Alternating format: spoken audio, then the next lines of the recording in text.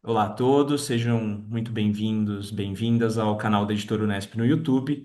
Hoje a gente está aqui para conversar sobre um lançamento da Editora Unesp em parceria com a Sociedade Brasileira de História da Educação, o livro Democracia e Educação, do John Dewey, um clássico, não só, enfim, filosofia, pedagogia, e um livro muito importante para o nosso momento atual, né, de discussões a respeito de para onde vai a nossa democracia.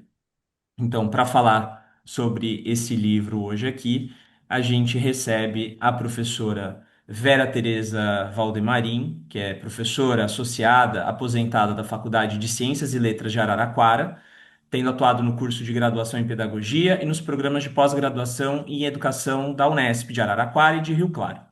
Ela foi bolsista na modalidade Produtividade em Pesquisa do CNPq e professora colaboradora do programa de pós-graduação em Educação da Faculdade de Filosofia, Ciências e Letras de Ribeirão Preto da USP.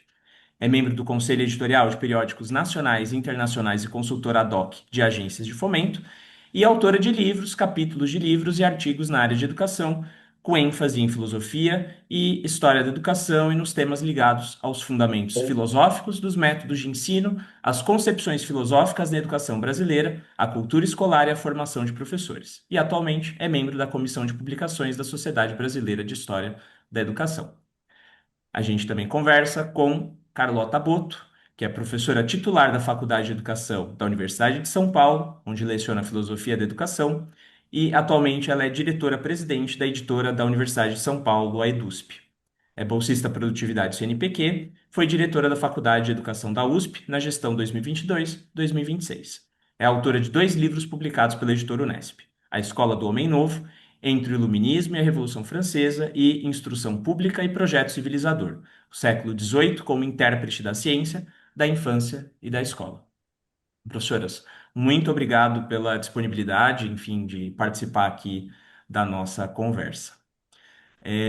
Bom, então vou começar com a professora Vera. Então, professora, enfim, a senhora faz parte, né, da Sociedade Brasileira de Educação, da História de Educação e, né, tem esse trabalho agora conjunto com a editora Unesp de trazer à luz, né, clássicos, e, enfim, livros muito importantes desse segmento.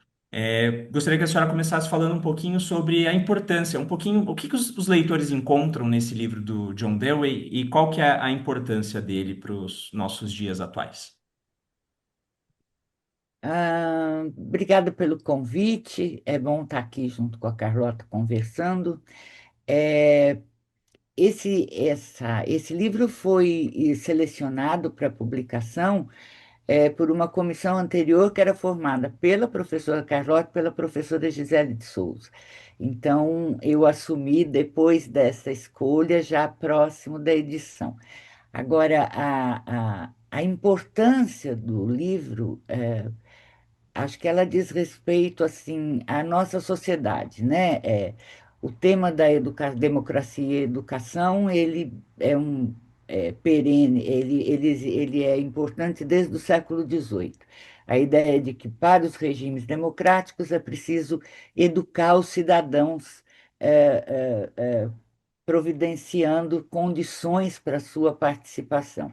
E este binômio tem sido redefinido por diferentes autores. E o livro do John Dewey é um clássico dos nossos tempos mais contemporâneos, porque ele escreve em 1916, numa época de reconstrução do mundo após a Primeira Guerra. Então, nesse sentido, ele prevê possibilidades desse arranjo, porque só falar que a democracia precisa da educação e vice-versa não resolve muito, né? A questão é como fazer esse arranjo. E a resposta dele é bastante inovadora, a meu ver, porque ele pensa a democracia não só como forma de governo, mas como forma de vida, modo de vida. Então, pensar a democracia como modo de vida me parece uma demanda dos nossos dias, principalmente se pensar em termos de Brasil e não só Brasil, né? Mas como organizar isso e transformar as condições democráticas no modo de vida, me parece uma leitura recomendável a um público muito amplo, não só aos educadores. Perfeito, professora. A professora Carlota, que está aqui conosco, ela foi a responsável por escrever, né, a apresentação do livro. Professora Carlota, no caso, né, a gente hoje, enfim, vai aí, né, está num ano eleitoral, né, mas como até a professora Vera também sublinhou, esse livro ele extrapola ali um pouco as percepções do que é a democracia, que a gente, enfim, está mais acostumado, né? As pessoas acabam se acostumando em falar de democracia a cada 4 anos ou a cada 2 anos, a depender ali de como vão ser as eleições, né? O livro, então, ele propõe uma visão um pouco mais abrangente do nosso sistema, né? Sim, ele propõe, e na verdade, bom, antes de tudo eu queria cumprimentar vocês dois e a todos os que vão nos ouvir, dizendo da satisfação que eu tive. Eu agradeço à professora Vera por ter me convidado para fazer essa apresentação. É uma honra eu poder ter tido essa possibilidade num livro que está tão bem editado e tão bem traduzido. Na verdade, há muito tempo nós não tínhamos uma boa tradução do John Dewey. A tradução que havia era uma tradução muito antiga, esgotada e pouco precisa. Eu diria que essa tradução, inclusive, vai corrigir muito da leitura, não sei se a Vera concorda com isso, equivocada que, por vezes, o Dewey pode apresentar no Brasil. Como disse a Vera, o Dewey propõe uma ideia de democracia como modo de vida.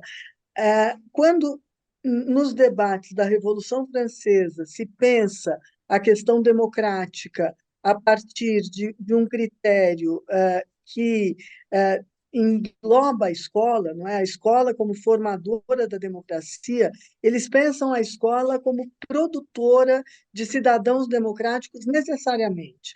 No século XIX, especialmente na segunda metade, e o Dewey faz parte dessa geração, e talvez tenha sido o principal protagonista dela, a ideia de democracia ela tem um deslocamento, porque o que eles vão dizer, a escola nova vai dizer, não é suficiente você formar a democracia, a escola, se não, a própria escola não for democrática. Quer dizer, a democracia não é apenas o conteúdo da escola, ela tem que ser o método da escola. E aí o Dewey articula essa noção de que os métodos escolares têm que estabelecer neles próprios um exercício de democracia, para que as crianças possam se preparar para a vida cidadã quando elas crescerem, por assim dizer. Excelente. É, Hoje, quando a gente olha para a educação de forma, enfim, de forma geral aqui no Brasil, como é que as senhoras avaliam essas proposições feitas pelo Dewey, especialmente em relação até à experiência, né?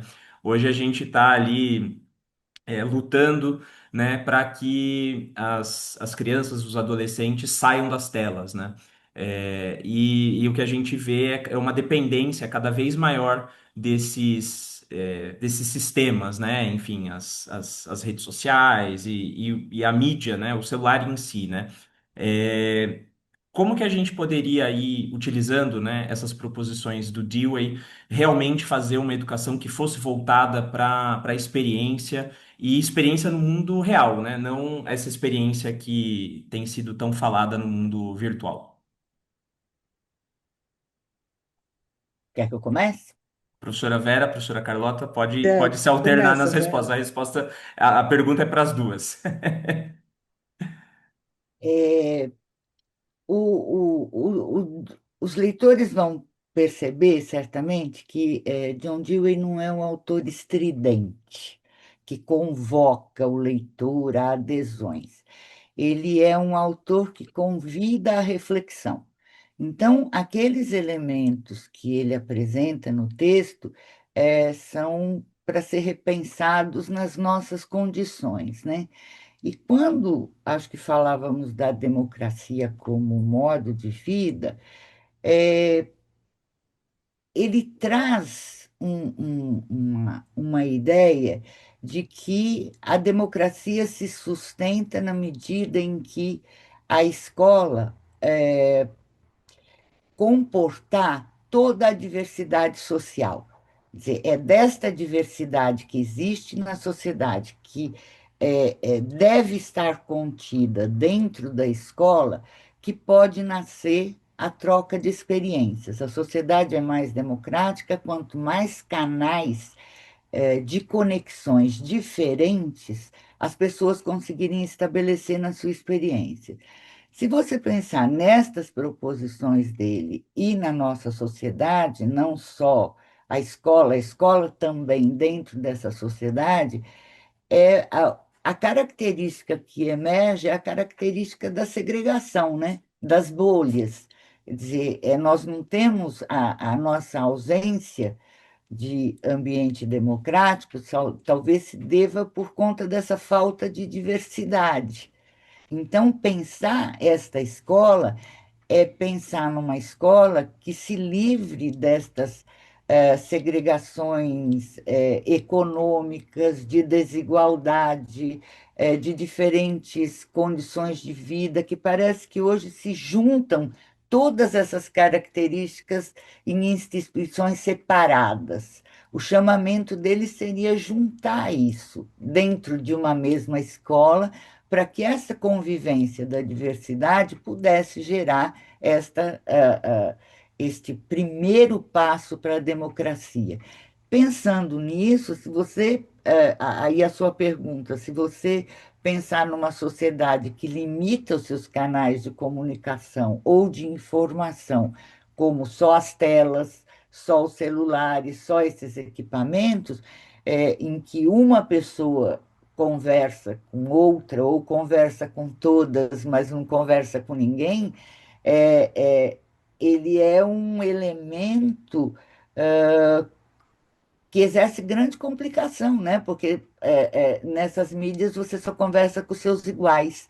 Então, isso iria contra esta proposta dele, esse convite dele a pensar a diversidade dentro da escola.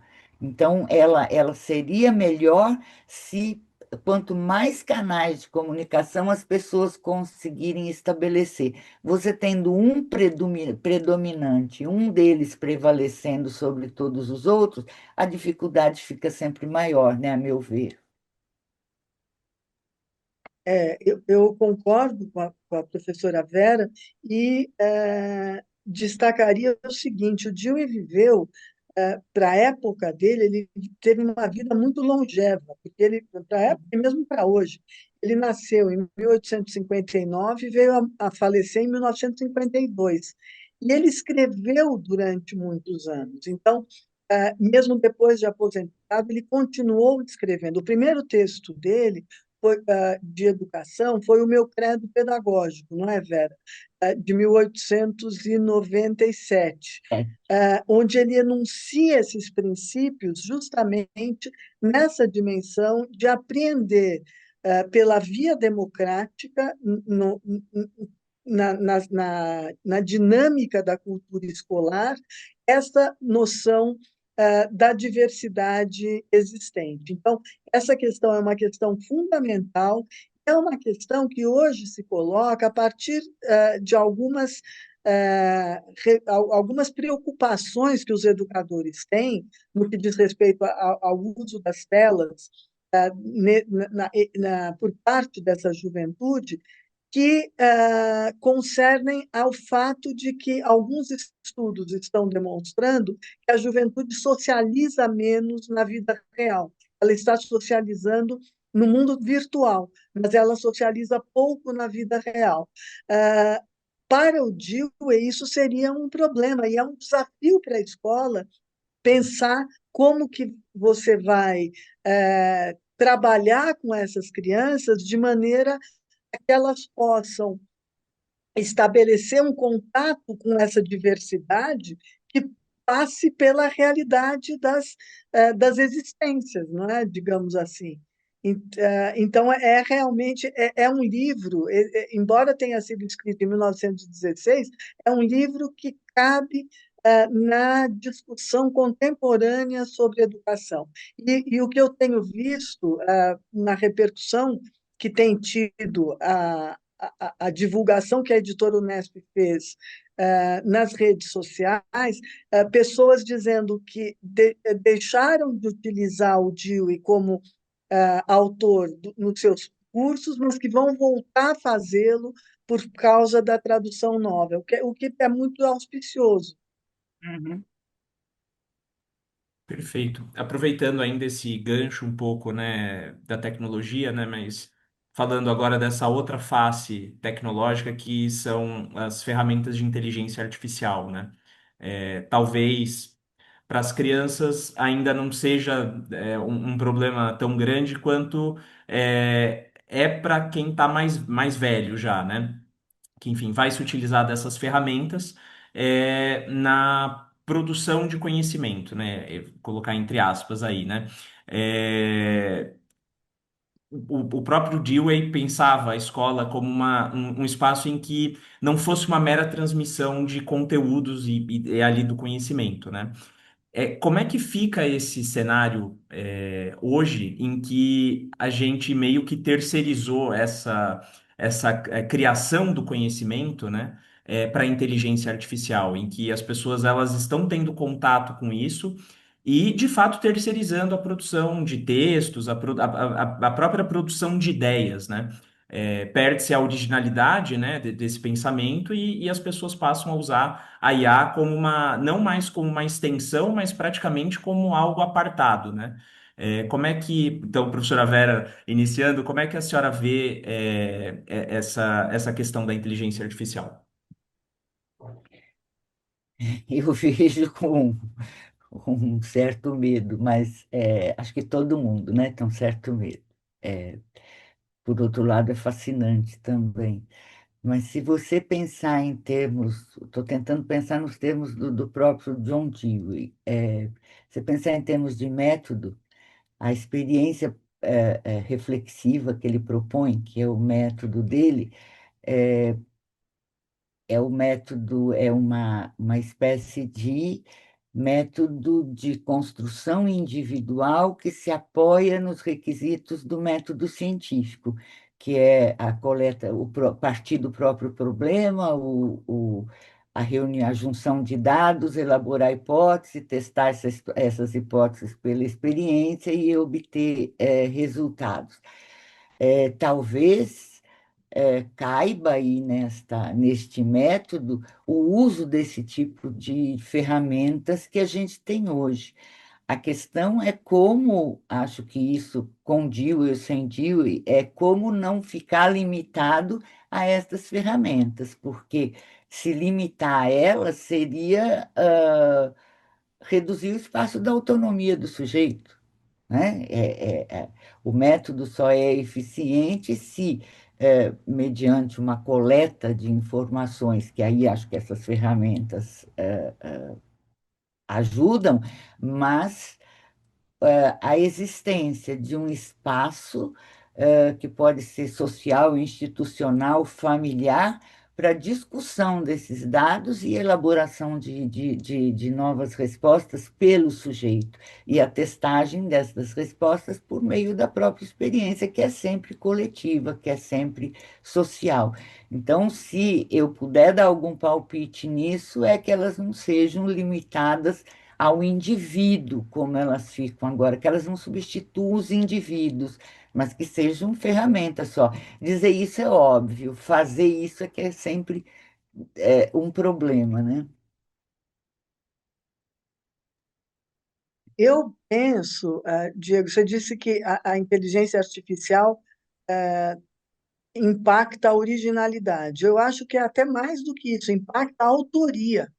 Se nós Uhum. não tomarmos cuidado, nós perderemos a autoria de textos, não é? Se nós emprestarmos dessas ferramentas, digamos assim, uma comodidade que, em princípio, elas oferecem, nós podemos nos tornar grandes plagiários. A rigor é isso. Uhum. Então, eu acabo de ler um relatório sobre ensino superior que saiu pela Unesco. Eles trabalham essa questão da inteligência artificial, dizendo o seguinte, da importância que ela tem nessa direção que a Vera aponta, como uma ferramenta do processo de construção científica do conhecimento, mas para isso é preciso ter critérios que pensem a questão da integridade e da ética, de tal maneira que a gente possa fazer um uso que possa ser nomeado, que possa ser dito em voz alta, não é? Porque o uso que se faz hoje, muitas vezes, desses recursos, dessas ferramentas, é um uso escondido daquilo que eu quero parecer que é meu, mas não é. Então, isso está impactando muito a, a produção do conhecimento, não sei se a Vera concorda com isso, nas universidades. Não é? É preciso, a gente tem que trabalhar com com a orientação de trabalhos que sejam tão específicos que não possam ser decodificados a partir da inteligência artificial. Ou seja, para que eles não usem, mas isso também não é suficiente, porque seria interessante que houvesse um uso inteligente da inteligência artificial. Perfeito. Professoras, antes de agradecê-las, queria saber, enfim, se as senhoras têm mais alguma consideração a fazer, professora Vera, iniciando em relação ao livro. É, pode prosseguir. Eu quero retomar um aspecto que a Carlota, que a professora Carlota já anunciou, que é o da qualidade da tradução desta obra. A professora, as professoras Marta Carvalho e Maria Rita já tinham analisado as traduções anteriores, principalmente do Anísio Teixeira, né? Como a introdução, as notas, dirigiam um pouco a leitura para os objetivos daquela publicação de 36, que era fazer uma biblioteca de referência para os professores. Esta tradução do Guilherme Almeida realmente ela retoma o texto original, revela alguns aspectos da escrita do John Dewey que não apareciam e focaliza de um jeito muito mais interessante os aspectos finais do livro, que não se limitam à questão educacional, mas vão descrever os aspectos mais das questões mais contemporâneas que estão no livro. Então, acho que isso tem que ser dito a todo momento, porque foi uma tradução muito cuidadosa e essa edição ela traz esta qualidade. A edição, de fato, está primorosa e eu queria assinalar, além dos aspectos que a professora Vera trouxe, cumprimentar a ela e ao professor Gésio Gutierrez e a você, Diego, pela qualidade desse lançamento e pela potencialidade que tem essa articulação, essa parceria que tem sido desenvolvida entre a editora Unesp e a Sociedade Brasileira de História da Educação. Eu penso que nós ainda estamos no começo de uma longa jornada que pode, inclusive, ter um impacto muito grande, tanto nos estudos da história da educação, quanto nos estudos, eu diria também, e creio que a Vera concorda comigo, da filosofia da educação. Então, é muito importante que haja, que se dê seguimento a essa parceria. Muito bom. Sim, a gente acredita nessa parceria e o que saiu até agora tem dado conta dessas nossas expectativas. E acho que da editora da Unesp também. Perfeito, professoras. É realmente um trabalho muito importante, muito primoroso, e também agradeço mais uma vez, não só obviamente, pelo livro e pelo trabalho, né, relacionado ao livro, mas também pela disponibilidade, enfim, poder estar aqui conversando e dialogando, né, a respeito de um tema que é tão fundamental, né, para a nossa sociedade, já era fundamental e fica mais fundamental a cada dia, especialmente pelos rumos, né, que as nossas democracias têm tomado. Então, professoras, mais uma vez, muito obrigado, agradeço em nome da Fundação Editora da Unesp por essa possibilidade. Eu é que agradeço. Foi um prazer estar aqui com vocês dois. A gente que agradece, foi muito bom poder estar aqui com vocês também. Obrigado, professoras. Até a próxima.